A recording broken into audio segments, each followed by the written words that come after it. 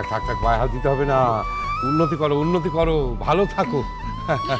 আর জনে জনে পেন্নাম করতে হবে না রে বাবা। আচ্ছা বললেই হলো, এতদিন পর তোমার সঙ্গে দেখা হলো। কিন্তু এটা কি, তুমি বুড়ো হয়ে গেছো সোনামা। বাবা বুড়ো হয়ে গেছি? দেখ চুটকি, ছেলেবেলায় আমাকে সোনামা বলে ডাকতো, আজকেও ভুলে। তা তুমি যে বড় হয়ে গেছে সেই ছটপড়া ছোট্ট মেয়েটি, আমরা বুড়ো হব না? থাক থাক থাক, পেনাম করতে হবে নি। বস দিকে নিয়ে জল টল খা, জল টল খা। সেই ছোট্টবেলায় তোমার গায়ে যে গন্ধটা পেতাম, সেই গন্ধটা এখনো আবার পেলাম।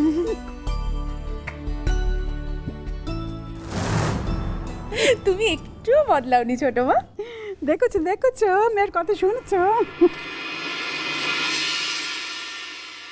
আরে ও চুটকি, বাড়ির সবার সঙ্গে আলাপ করিয়ে দে। কিরে মিনু, আমায় চিনতে পারছিস? মেজদা তো? বাবা ছোটবেলায় আমাকে যা ভয় দেখাতে, অন্ধকার ঘরে দরজা বন্ধ করে, তোমাকে আমার আবছা আবছা মনে আছে।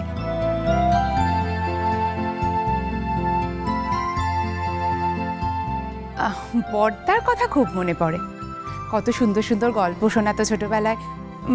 বড়দা বাড়িতে নেই? তা তো আপিস, এ তো জেঠু কাছ থেকে শুনে বলেছে এস মেয়েটা একদিন কলকাতা আছে, জানলে একবার দেখা করে আসতো। আরে বড়দা নাইবা থাক, বড় বৌদিটা আছে। দাঁড়া দাঁড়া, এই যে বড় বৌমা, বুঝলি? আচ্ছা বড় বৌমা, তুমি তো বুঝতে পারছো একে? মিনু মানে মৃণালিনী। আচ্ছা শোনো ভাই, আমি কিন্তু তোমাকে মৃণাল বলে ডাকবো, কেমন? বড় বৌদি? থাক থাক থাক থাক। আচ্ছা এত একজন গুণী মানুষ, সে যদি আমার পায়ে হাত দেয়, আমার লজ্জা করে না? বুঝলে মিনু, এই বড় বৌমা হলো এ বাড়ির মা জগদ্ধাত্রী, বলতে পারো এই বাড়ির একেবারে হার্ট। সে তো কথা শুনেই বুঝতে পারছি জেঠু। বাবার কথা কানে তুলো না তো ভাই, বাবা আমাকে একটু বেশি ভালোবাসেন, তাই বেশি বেশি করে বলেন। এসো তোমার সঙ্গে আমার মেজো জায়ের আলাপ করিয়ে দিই। ও এবাড়ির মেজো বউ, ওই যে তোমায় ছোটবেলায় ভয় দেখাতো, তার বউ। তুমি যে আমাদের বাড়িতে এসেছো তাতেই আমরা সবাই খুশি, বসো না। আরে বাড়ির আসল লোকদের সঙ্গে তো এখনো আলাপ করানোই হয়নি। ওই ভূমি এসো, ও হচ্ছে আমাদের ভূমি, মানে আমাদের বাড়ির বউ, পরের জেনারেশন, মানে বড়দার ছেলে লাল, লালের বউ ভূমি। আর বাড়ির বাকি ছেলেরা তো অফিসে গেছে, তুমি তো ওদের দেখোইনি কখনো। তবে ভূমির কিন্তু আরো একটা পরিচয় আছে, মানে ও হচ্ছে বিখ্যাত ডান্সার সৃষ্টি মুখার্জির মেয়ে, কিন্তু মানে ও নিজেও খুব বড় ডান্সার।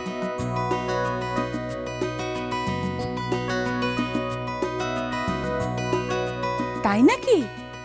ও হ্যাঁ, এক সময় ওদের বাড়ির সঙ্গে আমাদের বাড়ির এত ভাব ছিল, মনে হতো যেন আমরা সব একই পরিবারের। প্রণাম করো।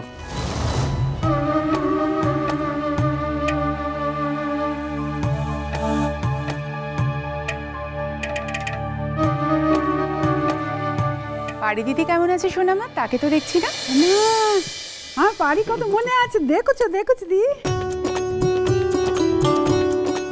বাড়ি তো বাড়িতে নেই, বাড়ির বিয়ে হয়ে গেছে, সে এখন শ্বশুর বাড়িতে আছে। বাড়ি দিদি শ্বশুর বাড়িতে? ও হ্যাঁ, সেদিন তোমাকে বললাম না যে ডাক্তারের কাছে খোঁজ খবর করতে যাচ্ছি, আমার জামাই একটু অসুস্থ। ওই জামাই হলো বাড়িরই বর। ও ছোটনকে বোধহয় ও কখনোই দেখেনি। না না, আর দু একবার যদি দেখে তাকে তার মনে নেই। ছোটন তো বেশি গায়ে যায়নি কো, সে তার পিসির কাছেই থাকতো। আর আমরা কখনো সখনে গেলে তবে। হ্যাঁ, ছোটন ওই পিসির কাছে থাকতেই ভালোবাসতো। যে কবর আমরা দেশের বাড়িতে গেছি, ও কলকাতাতেই ছিল। ছোটন মানে আমার ছোট ছেলের কথা বলছি। ও জেঠু, আজ কিন্তু আমি একটা কারণে এসেছি, আজ কিন্তু একদম বেশি সময় বসতে পারবো না।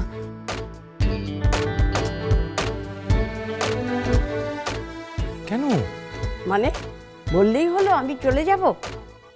আরে তোকে আমরা যেতে দিলে তবে না যাবি? হ্যাঁ, দুপুরবেলায় না খেয়ে যাওয়ার কথা মোটে বলবে না কো। হ্যাঁ, খেয়ে যাবে খেয়ে যাবে, দরকার হলে আমি তো ছোট তোকে পৌঁছে দিয়ে আসবে। না ছোট মা, আজকে হবে না গো। আরে সেদিন ফোন নাম্বার লিখতে গিয়ে জেঠুর এই পেনটা আমার কাছে থেকে গেছিল, এই পেনটা ফেরত দেওয়ার জন্যই তো আমাকে এক্ষুনি স্কুলে যেতে হবে। দেখো কাণ্ড, হ্যাঁ ওই পেন ফেরত দেওয়ার জন্য কেউ এত হুড়তে পুড়তে আসে? হ্যাঁ, আরে ওই পেন তো মা সরস্বতীর কাছে চলে গেছে, ওই পেন আমি কি করে ফেরত দেবো? না না না। হেমা জেঠু, না না, তা হয় নাকি কখনো? কেমন মেয়ে গো, একটা কলম বই তো নয়। আর তুমি আমাদের এত আপনজন, এত সংকোচ করতে আছে? তুমি বসো দেখি, বসো, আমি এক্ষুনি আসি। বড় বৌদি কোন স্কুলে পড়াও তুমি? অন্নদা কুমারী বালিকা বিদ্যালয়।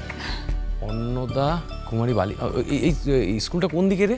শিয়ালদার কাছে, এসো না একদিন ঘুরে যেও। তা তুমি এখন এখানে কোথায় থাকছো মা? পিজি থাকি, স্কুলের কাছেই। উমা, এখনো দাঁড়িয়ে আছো যে? বসো বসো বসো, এসো এদিকে এসো। এসো এসো। এসো, এই সব কটা খেতে হবে কিন্তু, না হলে কিন্তু তোমার আর ছাড় নেই। না ঠিক আছে, খাবো, কিন্তু তাই বলে এত?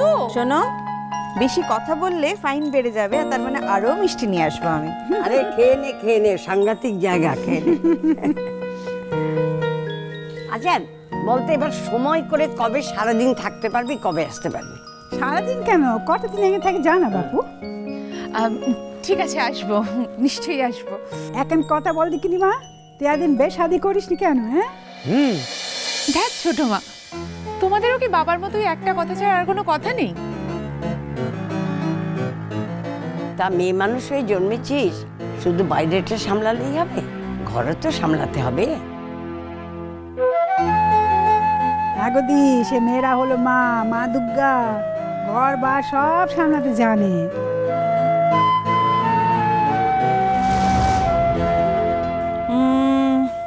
আমি এবার একটা সম্বন্ধ করছি, খুব শিগগির। বড় বৌদি প্লিজ। আরে বাবা, লজ্জা পাচ্ছ কেন? কাছে যখন আমরা আছি তখন। আচ্ছা ঠিক আছে ঠিক আছে, আমি জিজ্ঞেস করছি, তোর কিরকম ছেলে পছন্দ বলতো? ডাক্তার, ইঞ্জিনিয়ার, নাকি তোর প্রফেশনের মানে স্কুল টিচার? দেখ, তুই যদি বলিস লয়ারও কিন্তু দেখতে পারি, সেটা আবার আমার প্রফেশনের হয়ে যাবে।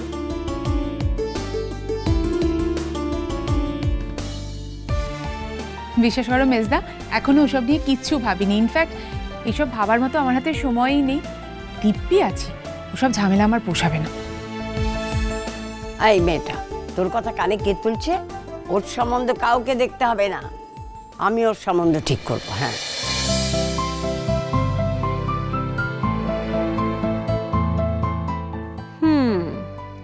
বুঝেছি, নিজের বাড়ির গুড ফর নাথিং ছোট ছেলেটাকে ওর ঘাড়ে গোছাবার তালে আছে নিশ্চয়ই। পেয়েছে একটা চাকরি করা মেয়ে, ওই জন্য একেবারে মিনু মিনু মিনু মিনু, সবাই একেবারে হামলে পড়েছে মেয়েটার ওপর। দায় পড়েছে ওর ওই নিষ্কর্মার ধারীকে বিয়ে করতে। শখ কত না, অবশ্য বলাও যায় না। মেয়েটাও তো বুড়ি, উপযুক্ত পাত্র পাবেই বা কোথায়? বয়সের তো গাছ পাতর নেই। ও জেঠু,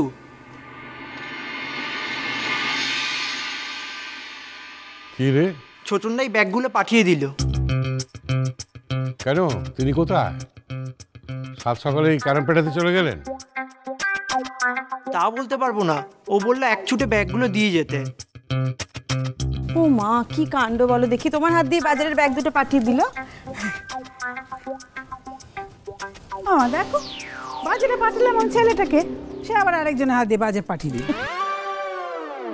যে বাজারে গিয়েছিলেন তার নাম?